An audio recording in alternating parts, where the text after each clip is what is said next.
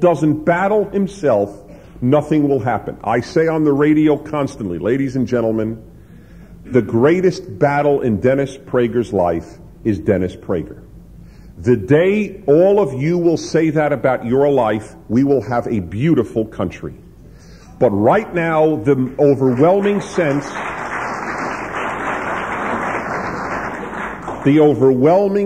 in America is, my great battle is with government, society, oppression, racism, sexism, speciesism, you name it.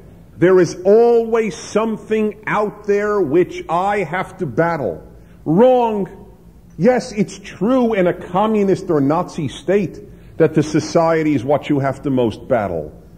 But in our free society, the biggest battle in life is us, and we don't want to recognize it. It is so much easier to say, oh, I am wonderful, I'm okay, you're okay. Socioeconomic circumstances, whites, men, name the group, they oppress me. That's easier. It's much tougher to say I am my biggest problem. That is the origin. Where does evil come from? It comes to the liberal from outside, it comes from non-liberals, and from the belief of our founding fathers from the inside. That is why our founding fathers so believed in the separation of powers. They didn't trust people. The less you trust people, the better a society you will make, because you will always curb power. It's one of the biggest lessons I learned in my life. That's why I never call for unity. With all respect to those of you who love unity, I am scared witless about unity. I love disunity. Unity causes a lot of problems. Okay? I in my own religion, in Judaism, I thank God for 3 denominations. I wish there were 12 denominations. I love it. You know why this is a democracy? Because Protestantism did have so many denominations. God bless Catholicism, and listeners of mine know I mean that sincerely. Protestants founded this country, not Jews, not Catholics. Part of it was as a result of their disunity. You can't be totalitarian when you're not united. I love that fact. That's why I am scared about governmental power. The government's ability to do evil is infinitely greater than its ability to do good. That's the single greatest problem.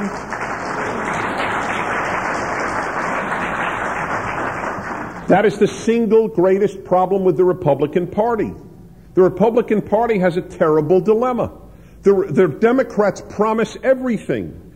Republicans promise not to do everything. In and of itself, it's a terrible dilemma. We Democrats will give you everything. We Republicans will only enable you to do things. But you will have to do it. Who gets your vote? It's a serious problem that Republicans have, because constitutionally we don't believe that government can solve your problems. It's a very real problem. The more that Americans come to believe, hey, just take this card and bring it anywhere you want and you'll be taken care of. That was when our president did that, it was quintessential Democratic talk. Take this card and life's problems ends. That's in effect what was being sold. And Americans are buying that more and more. This is a frightening development. This will be a calamity. Therefore, number 1, the great battle is the individual. Evil comes from within, not from outside. That's number 1. Number 2, as a result of this, partially as a result of this belief in human goodness, there is, on the other side, a tremendous emphasis on feelings. Feelings have become in America the most important thing. I talk to young people all over America. They are very big on feelings. I learned this when I asked the following question, and I have been asking it for 15 years. To high school seniors, ask your own if you know any. Would you save your dog or a stranger first if both were drowning?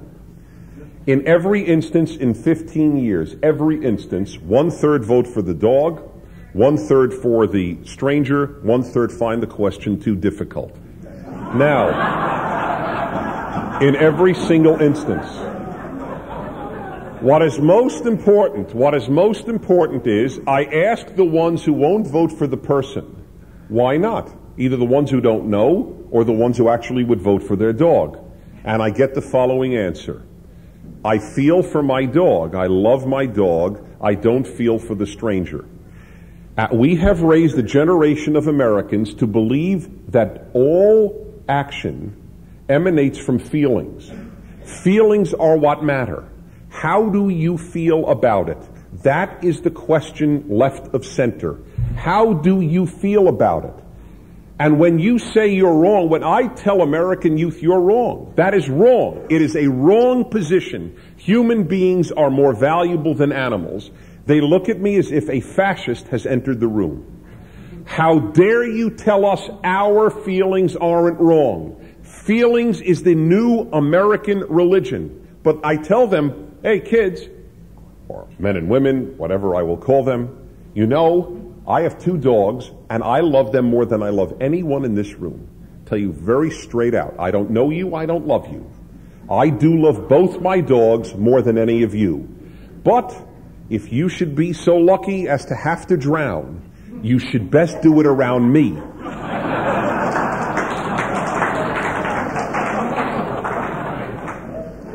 The reason being, I will save any of you before I will save the dog I love. I honor my feelings, but I don't live in accord with them.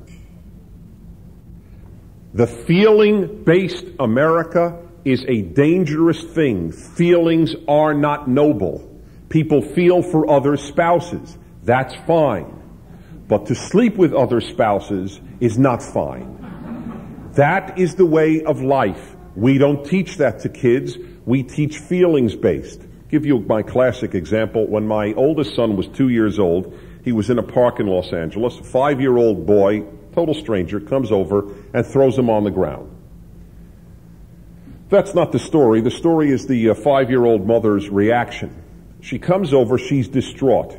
And what does she say to her 5-year-old who's practicing to be a Nazi? She says to him, "What's troubling you, darling?" Whenever I tell this story, I cite the following. I never met this woman in my life. I know nothing about her, but of one thing I am absolutely certain. She went to graduate school.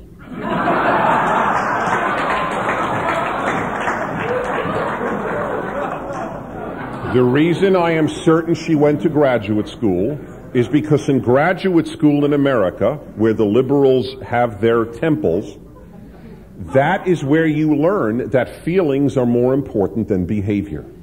You honor the feelings. So yes, he threw a child on the ground.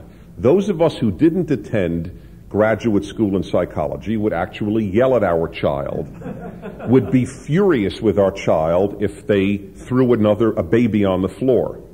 But if you go to Stanford, you learn differently. You learn something must be troubling the little boy. Now, that may very well be that something is troubling the little boy, but only in an inverted moral world do I care. I am certain something troubled Stalin. I have no doubt something troubled him. That is of very little interest to me.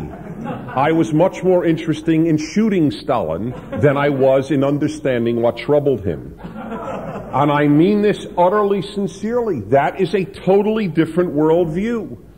Do we work? Is it all feelings? Well, it is. If people are basically good, then if your kid is a bully, then clearly something's troubling him. But I am not interested in what's troubling him. You may be, your parent may be. I am interested in stopping him. You don't care how I feel. You care how I act.